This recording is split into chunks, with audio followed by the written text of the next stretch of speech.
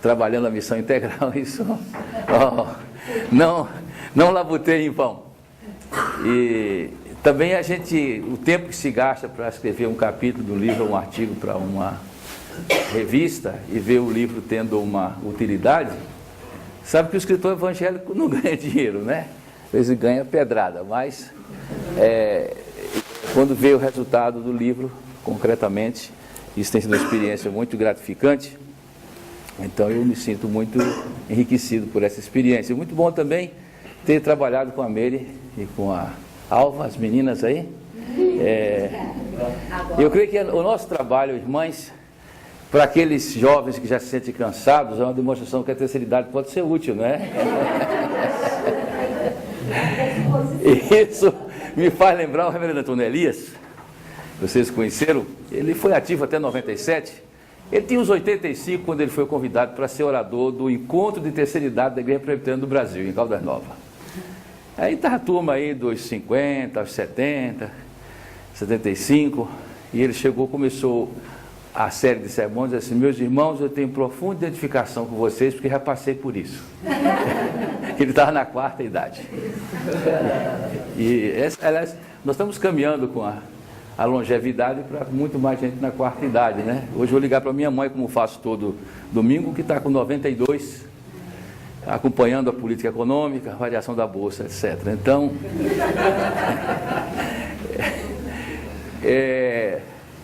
e são os tempos, né? Eu me lembro do Miguel Arraes, grande figura da política brasileira, e ele, quando ele estava aí pelos 75, 77, o pessoal doido para tirá-lo de cena e entrar novos políticos, mas doutor Arraes, o senhor não acha que o senhor deu uma grande contribuição ao Brasil? Nós somos muito gratos pelo que o senhor fez, e estaria talvez na hora do senhor se aposentar e ficar mais como um conselheiro, como um sênior. Ele parou assim e disse: isso é um assunto muito sério para eu decidir sozinho, vou consultar minha mãe. E realmente, àquela altura, a mãe dele, com 95, ela enfiava a agulha sem óculos. Então, nós estamos assim motivando os meninos Pela primeira vez conheceram um anglicano ao vivo, alguns só conheciam o João Histórico por papel. E sempre acontece duas perguntas para onde eu vou, entre outras. Uma diz assim: a sua igreja foi fundada pelo rei Henrique VIII? Não foi. Na verdade, Henrique VIII era uma pessoa que foi patrono do encontro de casais com Cristo, que ele casou 5 vezes, e criou a figura da auto-viuvez, né? Mandava matar a mulher. Então, na verdade, a nossa igreja surgiu com comerciantes, soldados e funcionários civis de Roma, quando a Britânia, que eram as Ilhas Britânicas, era uma província romana. Eles criaram uma igreja ali, cristã, a partir do evangelismo pessoal, e durante 6 séculos essa igreja existiu sem nenhuma vinculação com a igreja católica romana. Era chamada igreja celta. E por ser entre a etnia celta, ela teve muita influência da espiritualidade das igrejas orientais. Quando os vikings, que vieram aqui da terra dos noruegueses e dinamarqueses, ocuparam o sul da Inglaterra e a repaganizaram, o Papa enviou um grupo de beneditinos para reevangelizar o sul da Inglaterra, com o mosteiro de Cantuária. E aí, no século VII, aquela igreja se filiou à igreja romana, mantendo a autonomia em algumas coisas. Já no século XIV surgiu a pré-reforma com Wycliffe, na Inglaterra. E finalmente, no século XVI, quem lidera realmente a reforma é a universidade. O foco da reforma era a Universidade de Cambridge e Oxford. A reforma inglesa foi uma reforma universitária, daí teve um rebatimento na hierarquia, depois um rebatimento no governo. E uma coisa muito gostosa, né, quando a gente vê que o primeiro milagre de Jesus foi multiplicar vinho, isso é um milagre maravilhoso. O ponto de encontro dos teólogos reformados ingleses era uma taverna, a taverna do Cavalo Branco. Então o pessoal terminava as aulas, puxava uma rodada de cerveja e ia ler os textos de Lutero e Calvino. Então a gente entende porque em inglês a palavra bebida destilada é a mesma que espírito, spirit. Então eles eram cheios, em ambos os sentidos, cheios do Espírito. Então nós somos uma igreja reformada. A segunda pergunta, você diz: vocês são igreja católica ou igreja protestante? As duas coisas. Até porque na cabeça dos reformadores iniciais não havia esse antagonismo. O reformado é o verdadeiro católico. Então nós somos católicos no sentido de que, ao contrário dos protestantes reformados radicais, que diziam o seguinte: tudo que não está na Bíblia, nesses 15 anos a gente derruba. O outro grupo, que seriam os luteranos e os anglicanos, não. Se é um mandato cultural e o Espírito Santo esteve presente 15 séculos, a gente tem que manter tudo que foi feito, menos que encontraria a Bíblia. Essa foi a grande diferença. Daí a manutenção da hierarquia, a manutenção da liturgia, a manutenção da estética e, obviamente, o sentido literal do termo católico, que é ser universal e não sectário, e ortodoxo e não herético. Então nós somos católicos nesse sentido.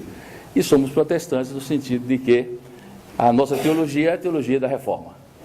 Isso faz com que nós tenhamos essa síntese, né? E fiquemos mais ou menos no meio do espectro teológico que nos permite nos mover para o mundo protestante e para o mundo católico. Então nós sempre dizemos, nós somos católicos não romanos e protestantes não fechados. Então, feito comercial, então vamos ao nosso salmo. Não é o 119, para a alegria de todos, é o 133.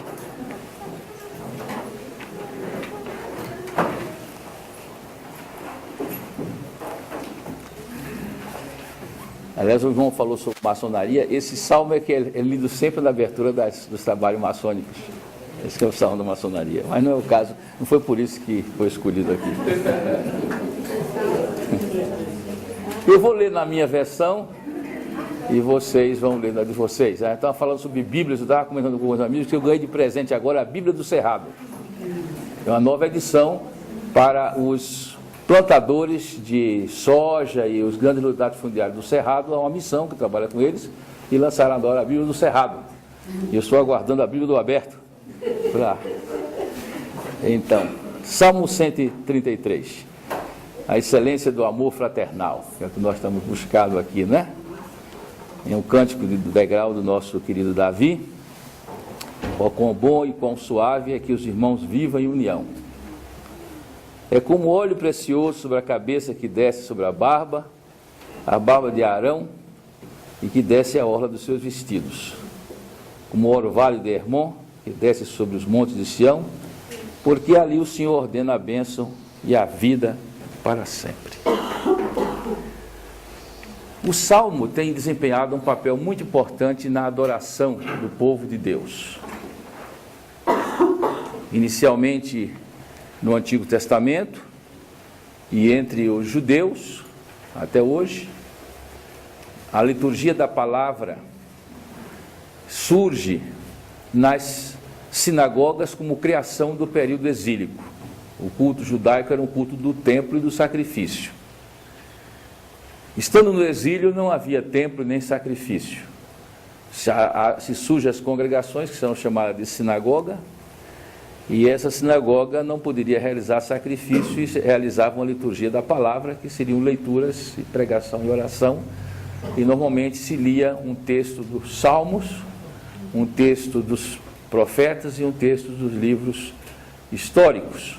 E isso vai depois ser mantido pelas igrejas anglicanas e luteranas, acrescentando o Evangelho, então, na chamada liturgia da palavra, e as outras igrejas cristãs antigas. Então o Salmo desempenhou na história, primeiro com as sinagogas, depois nas igrejas cristãs, uma ferramenta de piedade muito central, tanto para o culto público, seja a leitura corrida ou a leitura alternada, responsiva do Salmo, tem levado gerações, e também na nossa devoção pessoal. Cada um tem o seu salmo de estimação, e algumas igrejas de linha puritana chegaram a se extremar. Isso tem em vários países, como a Igreja do Pacto nos Estados Unidos, que não cantam outro hino a não ser os salmos metrificados com um barítono no estilo da sinagoga. No caso brasileiro, nós sentimos que, especialmente a partir dos anos 70, houve um reavivamento do canto dos salmos, e nesses 30, 40 anos do Brasil, 30 anos principalmente, houve uma ampla produção da música em cima dos salmos, como sendo essa... Porque o salmo, ele é sentimento, não é um texto descritivo, narrativo.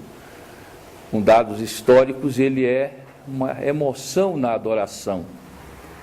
E nós temos que incorporar o nosso sentimento para com Deus e o nosso sentimento para com o próximo, como corações quebrantados, sensíveis, não é? O Salmo é um cântico que nos eleva em direção a Deus e nos enleva espiritualmente. É muito difícil você ler o Salmo de forma fria.